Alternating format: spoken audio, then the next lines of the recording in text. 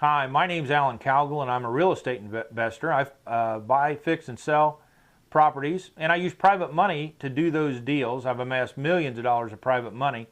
And what happens is so many times is real estate investors will want to know, hey, what kind of paperwork does a private lender get? Now, let's say you've closed your first deal, and now the deal is closed.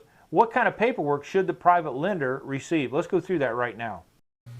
This things that the lenders should happen, and things that you should have, and things that you should have.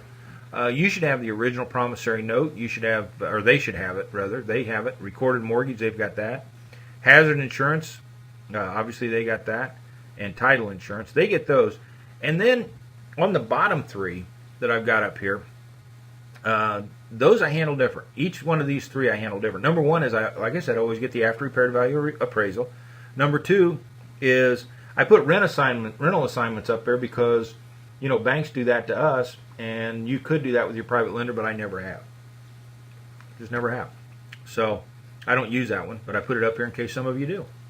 And UCC 1 filing, your closing agent will do that, and that is just like you record a mortgage on a property to put everyone on notice that you've got a mortgage on the property.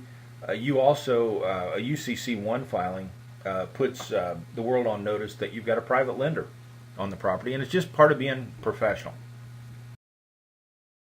I hope you enjoyed that training video. One of the things I'd like to talk to you about was early in my real estate career, before I became a national speaker, I was at a live event and I asked a very successful real estate investor if there was any laws or regulations when it came to the SEC, and his answer to me was, no, don't worry about it. We're in an exempt category. Go on out and do whatever you want to do. Well, roll the clock forward, I found out that what he told me wasn't true, and actually he has now followed, I guess, his own advice, ended up in jail because he created a Ponzi scheme.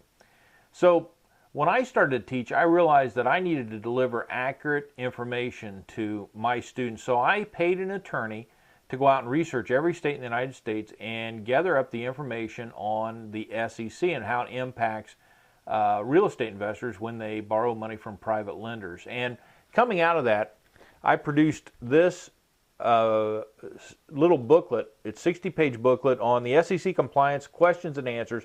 My goal here was to answer your questions about how the SEC impacts your life, and along with this, I recorded my attorney. I've got an audio with my attorney, and there's a form CD on disclosures and disclaimers that you need to have when you're a real estate investor and you're dealing with private lenders and you're looking for private money.